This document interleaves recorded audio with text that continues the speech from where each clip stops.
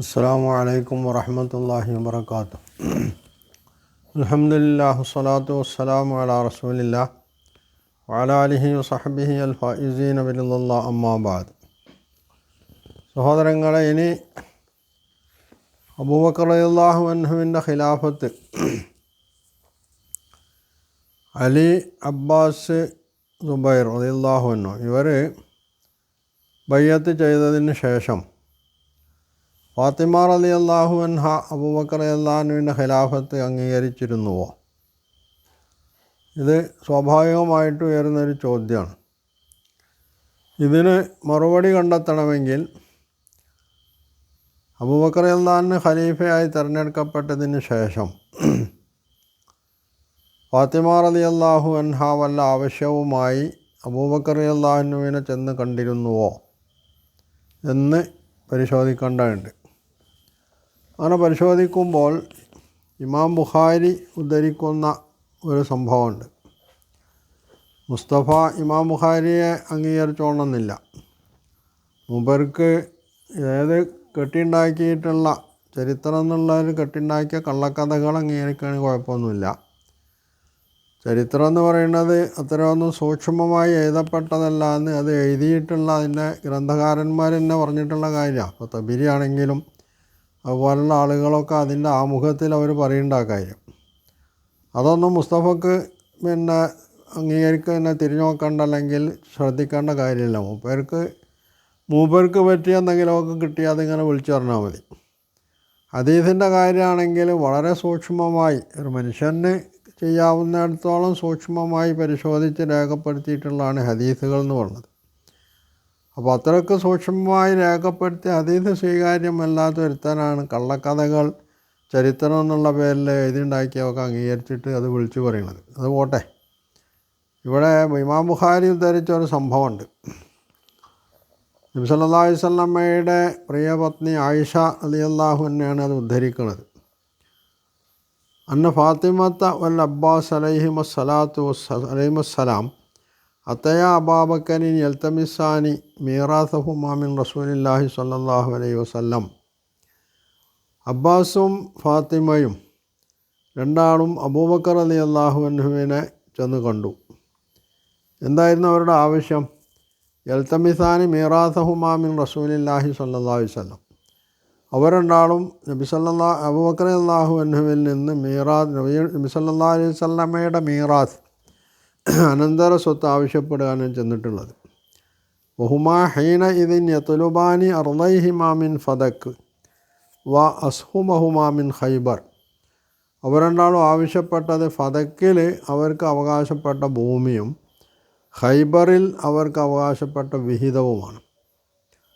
ഇത് ബുഖാരി 6725 നമ്പറായിട്ട്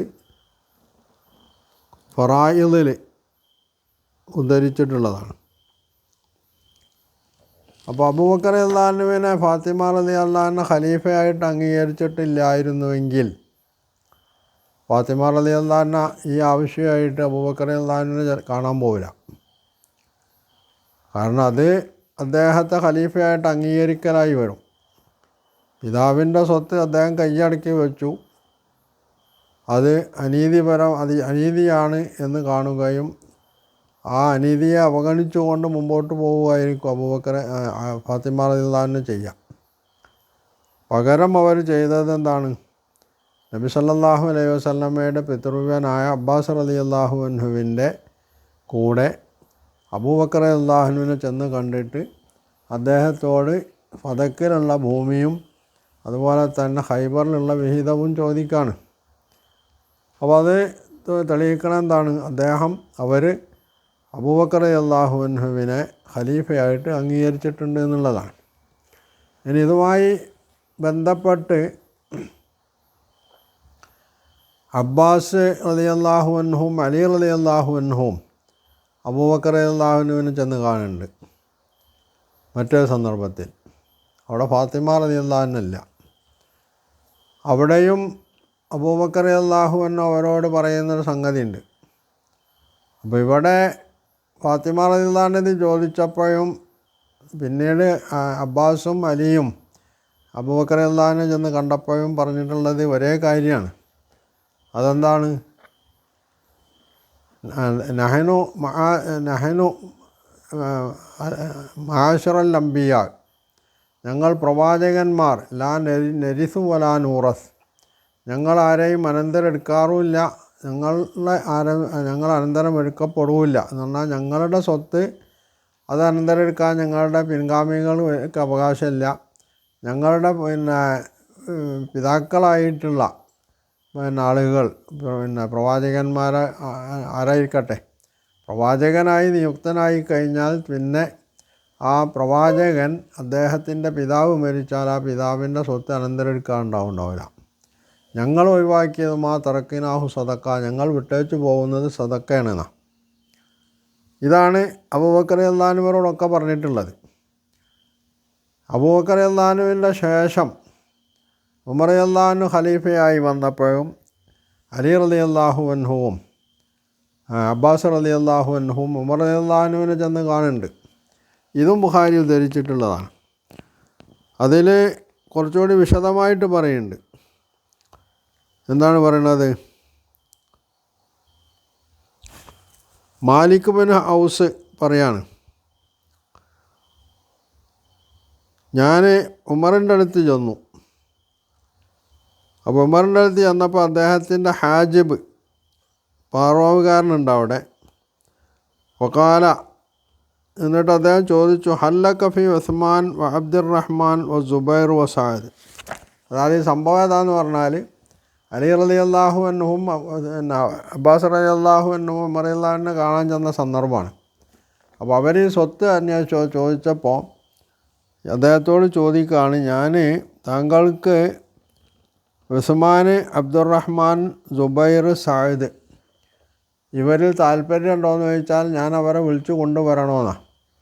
ഇവിടെ ഉസ്മാനെയും അതുപോലെ തന്നെ അബ്ദുറഹ്മാൻ ബിൻ ഔഫിനെയും സഅദിനെയും മാറ്റി നിർത്തിയാൽ സുബൈർ നേരത്തെ അബ്ബാസ് റളിയല്ലാഹുവിൻ്റെ കൂടെ അലി റളിയല്ലാഹുവിൻ്റെ കൂടെ ബയ്യത്ത് ചെയ്യുന്നതിൽ നിന്ന് മാറി നിന്ന ആളാണ്. അദ്ദേഹമുണ്ട്, അദ്ദേഹത്തെയും ഞാൻ വിളിച്ചു കൊണ്ടുവരട്ടെ എന്നാണ് ചോദിക്കുന്നത്. അപ്പോൾ ഉമർ റളിയല്ലാഹു അൻഹു എന്ത് പറഞ്ഞു? നഅം, അതെ, വിളിച്ചുകൊണ്ട് വരാൻ പറഞ്ഞു. അപ്പോൾ അതിനലഹും, അങ്ങനെ അവർ വന്നു. അവർക്ക് ഉള്ളിലേക്ക് വരാൻ, ഉമർ റളിയല്ലാഹുവിൻ്റെ അടുത്തേക്ക് വരാൻ അനുവാദം നൽകി. സുമ്മക്കാല, പിന്നെ അദ്ദേഹം ചോദിച്ചു, ഹല്ലക ഫി അലിയൻ വ അബ്ബാസ്, അലിയിനെയും അബ്ബാസിനെയും വിളിച്ചു കൊണ്ട് വരട്ടെ എന്ന് ചോദിച്ചു ഉമർ റളിയല്ലാഹുവിനോട്. അപ്പോൾ ഇത് അദ്ദേഹത്തെ രണ്ടാളെയും വിളിച്ചു വരുത്താണ്. അപ്പോൾ ഇതുമായി ബന്ധപ്പെട്ട് എന്തോ ഒരു പ്രശ്നം നേരത്തെ സംസാരം നടന്നിട്ടുണ്ട്. അതുകൊണ്ടാണ് ഈ അബ്ബാസിനെയും അലിയെയും വിളിച്ചു വരുത്തട്ടെ എന്നും അതുപോലെ തന്നെ ഉസ്മാൻ, അബ്ദുറഹ്മാൻ ബിൻ ഔഫ്, സുബൈർ, സഅദ് ഇവരെ വിളിച്ചു വരുത്തട്ടെ എന്നൊക്കെ വിളിച്ചുകൊണ്ട് വരട്ടെ എന്ന് ചോദിക്കുന്നത്. അപ്പോൾ ഉമർ റളിയല്ലാഹു പറഞ്ഞു, അതെ, നഅം, അതെ. അങ്ങനെ അബ്ബാസ് വന്നു. അബ്ബാസ് വന്നിട്ട് കാല അബ്ബാസ് യാ അമീറൽ മുഅ്മിനീൻ, അബ്ബാസ് ഉമർ റളിയല്ലാഹുവിനോട് പറയണത് അമീറുൽ മുഅ്മിനീൻ എന്നാണ് ഇവിടെ വിളിക്കുന്നത്. അമീറുൽ മുഅ്മിനീൻ എന്ന് വിളിക്കണമെങ്കിൽ അവർ ഉമർ റളിയല്ലാഹുവിൻ്റെ ഖിലാഫത്ത് അംഗീകരിക്കുന്നുണ്ട് എന്നുള്ളതാണല്ലോ. അല്ലെങ്കിൽ നാട് അമീറുൽ മുഅ്മിനീൻ എന്ന് വിളിക്കേണ്ടതില്ല. അപ്പോൾ അമീറുൽ മുഅ്മിനീൻ ഇഖ്ദി ബൈനി വ ബൈന ഹാദ, എനിക്കും ഇയാൾക്കും ഇടയിൽ, അതായത് എനിക്കും അലിക്കും ഇടയിൽ തീരുമാനം കൽപ്പിക്കണം എന്ന് ഉമർ റളിയല്ലാഹുവിനോട് ആവശ്യപ്പെടുകയാണ്. കാല, അപ്പോൾ ഉമർ റളിയല്ലാഹു പറഞ്ഞു, അൻഷുദുക്കും ബില്ലാഹില്ലദി ബിഇദ്നിഹി തഖൂമുസ് സമാഉ വൽ അർദ്, ഏതൊരു അള്ളാഹുവിൻ്റെ ഇതിനോട് കൂടിയാണ്, അനുവാദത്തോടു കൂടി അല്ലെങ്കിൽ ആശീർവാദത്തോടു കൂടി അല്ലെങ്കിൽ അവൻ്റെ ഇംഗിതത്തോടു കൂടിയാണോ ആകാശഭൂമികൾ നിലനിൽക്കുന്നത്, ആ അള്ളാഹുവിനെ മുൻനിർത്തി ഞാൻ നിങ്ങളോട് ചോദിക്കുകയാണ്, ഹൽ തഅലമൂന അന്ന റസൂലല്ലാഹി സ്വല്ലല്ലാഹു അലൈഹി വസല്ലം ഖാല ലാ നൂറസ് മാ തറക്നാ സദഖ, ഞങ്ങൾ അനന്തരം എടുക്കപ്പെടുകയില്ല, ഞങ്ങൾ വിട്ടേച്ചു പോകുന്നത് സദക്കയാണ് എന്ന് നബി സല്ലല്ലാഹു അലൈഹി വസല്ലം പറഞ്ഞത് നിങ്ങൾ രണ്ടാളും കേട്ടിട്ടില്ലേ? ആരോടാണ് ചോദിക്കണത്? അബ്ബാസിനോടും അലിയോടുമാണ് ചോദിക്കണത്. അപ്പോൾ അവരുടെ പ്രതികരണം എന്തായിരുന്നു? യുരീദ് റസൂലുള്ളാഹി സ്വല്ലല്ലാഹു അലൈഹി വസല്ലം നഫ്സഹു, ഞങ്ങൾ എന്നതുകൊണ്ട് ഇവിടെ ഉദ്ദേശിക്കുന്നത് റസൂൽ സ്വല്ലല്ലാഹു അലൈഹി വസല്ലം സ്വന്തത്തെയാണ് ഉദ്ദേശിക്കുന്നതെന്നാണ്. അപ്പോൾ കാലർ റഹുത്തു, അപ്പോൾ ഇവിടെ അബ്ബാസ് റളിയല്ലാഹു അൻഹു എനിക്കും ഇദ്ദേഹത്തിനും ഇടയ്ക്ക് തീരുമാനം കൽപ്പിക്കണമെന്ന് പിന്നെ പറഞ്ഞപ്പോൾ ഉമർ റളിയല്ലാഹു അൻഹു ഇത് ചോദിക്കണത് ആരോടാണ്? സുബൈർ, സഅദ്, അബ്ദുറഹ്മാൻ ബിൻ ഔഫ്, ഉസ്മാൻ, ഇവരോടാണ് ചോദിക്കുന്നത്. അപ്പോൾ ഈ 4 പേർ സംഘം. അപ്പോൾ കാലർ റഹ്തു, ആ 4 പേർ സംഘം പറഞ്ഞു, കഥ കാല ദാലിക്, അതെ നബി സല്ലല്ലാഹു അലൈഹി വസല്ലം അങ്ങനെ പറഞ്ഞിട്ടുണ്ട് എന്ന് 4 പേരും പറഞ്ഞു. അപ്പോൾ അക്ബല അല അലിയ്യിൻ അബ്ബാസ്, അപ്പോൾ അവരുടെ സാക്ഷ്യം കിട്ടിയപ്പോൾ പിന്നെ ഉമർ റളിയല്ലാഹു അൻഹു അബ്ബാസിൻ്റെയും അലിയുടെയും നേരെ തിരിഞ്ഞിട്ട് അപ്പോൾ കാല അവരോട് രണ്ടാളോടും ചോദിച്ചാൽ തഅലമാനി അന്ന റസൂലുള്ളാഹി സ്വല്ലല്ലാഹു അലൈഹി വസല്ലം കാല ദാലിക, റസൂൽ ഇങ്ങനെ പറഞ്ഞിട്ടുണ്ട് എന്നുള്ളത് നിങ്ങൾക്ക് അറിയില്ലേന്ന് ചോദിച്ചു. കാല, അപ്പോൾ അവരെന്തേ പറഞ്ഞത്? അത് കാല ദാലിക, അതെ നബി അങ്ങനെ പറഞ്ഞിട്ടുണ്ട്. അപ്പോൾ നബി സല്ലല്ലാഹു അലൈഹി വസല്ലം ഈ സംഗതി പറഞ്ഞിട്ടുണ്ട് എന്നുള്ളത് അബൂബക്കർ റളിയല്ലാഹു അൻഹു പറഞ്ഞു പിന്നെ മാത്രം പറയണതല്ല. ഉമർ റളിയല്ലാഹു അൻഹു ഇവരെ 4 ആളെയും വിളിച്ചു വരുത്തി അവരോട് ചോദിക്കുന്നു. അവരോട് ചോദിച്ചതിൻ്റെ ശേഷം അതേ കാര്യം അലിയിനോടും അബ്ബാസിനോടും ചോദിക്കുന്നു. ഇവരൊക്കെ അത് ശരിവെക്കുക ചെയ്യണത്. കാല ഉമറു, പിന്നെ ഉമർ റളിയല്ലാഹു അൻഹു പറഞ്ഞത് എന്താ? ഫൈന്നി ഉഹദ്ദിസുക്കും അൻ ഹാദൽ അംരി, എന്നാൽ ഈ സംഗതി സംബന്ധിച്ച് ഞാൻ നിങ്ങളോട് പറയാണ്. ഇന്നല്ലാഹ ഖദ് കാന ഖസ്സലി റസൂലിഹി സ്വല്ലല്ലാഹു അലൈഹി വസല്ലം ഫി ഹാദൽ ഫൈ ബി ഷൈഇൻ ലം യുഅതിഹി അഹദൻ ഗൈറുഹു, നബി സല്ലല്ലാഹു അലൈഹി വസല്ലമക്ക് അള്ളാഹു മറ്റാർക്കും നൽകാത്ത ഒരു പ്രത്യേകത ഇതുമായി ബന്ധപ്പെട്ട് നൽകിയിട്ടുണ്ട്. അതായത് അള്ളാഹു പറഞ്ഞു മാഫാ അള്ളാഹു അലാ റസൂലിഹി, അള്ളാഹു അവൻ്റെ റസൂലിന് നൽകിയിട്ടുള്ളത് എന്ന് പറഞ്ഞിട്ട് സൂറത്ത് അൻഫാലിലുള്ള ആയത്ത് ഓതിക്കേൾപ്പിച്ചു. വകാനത്ത് ഖാലിസത്തൻ റസൂലില്ല, ഇത് റസൂലിന് പ്രത്യേകമായിട്ടുള്ളതായിരുന്നു. വല്ലാഹി മഹ്താസഹ ദൂനക്കും വലസ്തഗ്സറ ബിഹ അലൈക്കും, എന്നാൽ അള്ളാഹുവിൻ്റെ റസൂല് ഈ സംഗതി നിങ്ങളെ മറികടന്നുകൊണ്ട് ആർക്കും നൽകുകയോ നിങ്ങളെ അവഗണിച്ചുകൊണ്ട് മറ്റാർക്കെങ്കിലും ഇതിൽ പ്രാധാന്യം കൊടുക്കുകയൊന്നും ചെയ്തിട്ടില്ല. ലഖദ് അഅതാകുമൂഹു വബസ്സഹ ഫീക്കും ഹത്താ ബഖിയ മിൻ ഹാദൽ മാൽ, അള്ളാഹിൻ്റെ റസൂല് നിങ്ങൾക്ക് അത് നൽകി, അത് നിങ്ങളിൽ വിതരണം ചെയ്തു, അങ്ങനെ ഈ സമ്പത്ത് ഇവിടെ ശേഷിക്കാനും ചെയ്തിട്ടുള്ളത്. നബി സല്ലല്ലാഹു അലൈഹി വസല്ലം ഇതിൽ നിന്ന് തൻ്റെ കുടുംബത്തിന് ചെലവ് വഹിക്കും, ബാക്കിയുള്ളത് അദ്ദേഹം ബൈത്തുൽ മാലിലേക്ക് കൊടുക്കും. ഇതാണ് നബി സല്ലല്ലാഹു അലൈഹി വസല്ലം ചെയ്തിട്ടുള്ളത്. എന്നിട്ട് അദ്ദേഹം പിന്നെ പറയുന്നത് എന്താണ്? ഈ സംഗതി നിങ്ങൾക്ക് അറിയില്ലെന്ന് അലിയോടും ഉസ്മാൻ അബ്ബാസ് റളിയല്ലാഹുവിനോടും ചോദിക്കുന്നുണ്ട്. അപ്പോഴും അവരത് സമ്മതിക്കുന്നു. പിന്നീട് അദ്ദേഹം പറഞ്ഞത് അബൂബക്കർ റളിയല്ലാഹു അൻഹു ഇതേ സംഗതിയാണ് ചെയ്തിട്ടുള്ളത്, അദ്ദേഹം മരിച്ചു. അബൂബക്കർ റളിയല്ലാഹു അൻഹു ഇങ്ങനെയാണ് ചെയ്തിട്ടുള്ളത്, നിങ്ങൾക്കറിയില്ലേ? അതെ അറിയാമെന്നവർ പറഞ്ഞു. എന്നിട്ട് അദ്ദേഹം പറഞ്ഞത് എന്താണ്? പിന്നെ നിങ്ങൾ എൻ്റെ അടുത്ത് വരുന്നു ഇതുമായിട്ട് ബന്ധപ്പെട്ടിട്ട്, അതുകൊണ്ട് ഞാൻ നിങ്ങളെ ഈ സംഗതി ഏൽപ്പിച്ചു. അപ്പോൾ അതുകൊണ്ട് ഞാൻ പറഞ്ഞ ഉപാധി പാലിച്ചുകൊണ്ട് നിങ്ങൾക്ക് കൈകാര്യം ചെയ്യെങ്കിൽ കൈകാര്യം ചെയ്യാം, ഇല്ലെങ്കിൽ അതെന്നെ തിരിച്ചേൽപ്പിക്കാം. വേറെ ഒരു തീരുമാനവും എൻ്റെ ഭാഗത്തു നിന്ന് ഉണ്ടാവില്ല എന്ന് അലി റളിയല്ലാഹു അൻഹുവിനോടും അബ്ബാസ് റളിയല്ലാഹു അൻഹുവിനോടും അബൂബക്കർ റളിയല്ലാഹു അൻഹു പറയുന്നുണ്ട്. അപ്പോൾ എന്തുകൊണ്ടാണ് ഇവർ അബൂബക്കർ റളിയല്ലാഹു അൻഹുവിൻ്റെയും ഉമർ റളിയല്ലാഹു അൻഹുവിൻ്റെയും ഒക്കെ അടുത്ത് ചെല്ലണത്?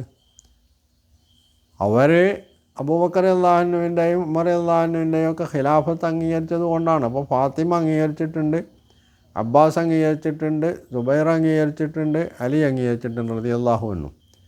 അപ്പോൾ ഇവരൊക്കെ അബൂബക്കർ റളിയല്ലാഹു അൻഹുവിൻ്റെ ഖിലാഫത്ത് അംഗീകരിച്ചുകൊണ്ടാണ് മുമ്പോട്ട് പോകുന്നത്. ഇനി അലി റളിയല്ലാഹു അൻഹു പിന്നാണ് ഖിലാഫത്ത് കിട്ടേണ്ടിയിരുന്നത് എന്നൊരു വാദമുണ്ട്. അതിന് എന്താണ് തെളിവുള്ളത്? യഥാർത്ഥത്തിൽ ഇത് മുസ്ലിങ്ങൾ തീരുമാനിക്കേണ്ട ഒരു സംഗതി എന്നുള്ളതിലേക്കാണ് നബി സല്ലല്ലാഹു അലൈഹി വസല്ലം അത് വിട്ടേച്ച് പോയിട്ടുള്ളത്.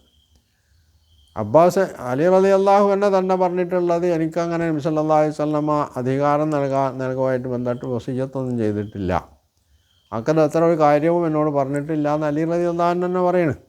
ഇതും ഷിഈ കിതാബിലുള്ളതാണ്.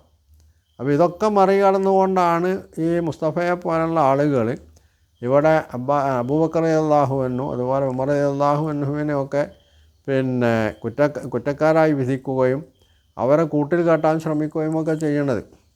അപ്പോൾ ഇതിലൂടെ ചെയ്യണത് എന്താണെന്ന് ചോദിച്ചാൽ അള്ളാഹു പ്രശംസിച്ചിട്ടുള്ള നബി സല്ലല്ലാഹു അലൈഹി വസല്ലമയുടെ ഏറ്റവും അടുത്ത അനുയായികളെന്ന് അള്ളാഹു തന്നെ പ്രശംസിച്ച ഒരു വിഭാഗത്തെ ഇകഴ്ത്തി കാണിക്കുകയും ഖുർആനിൻ്റെ ഈ പ്രയോഗങ്ങളെ തന്നെ അർത്ഥരഹിതമായി പ്രഖ്യാപിക്കുകയും ചെയ്യുകയാണ് മുസ്തഫ ചെയ്യണമെന്നുള്ള ഒരു നല്ല കാര്യമാണ് മുസ്തഫ ചെയ്തതെന്ന് നമുക്ക് വേണമെങ്കിൽ മുസ്തഫയെ സംബന്ധിച്ച് പറയാം.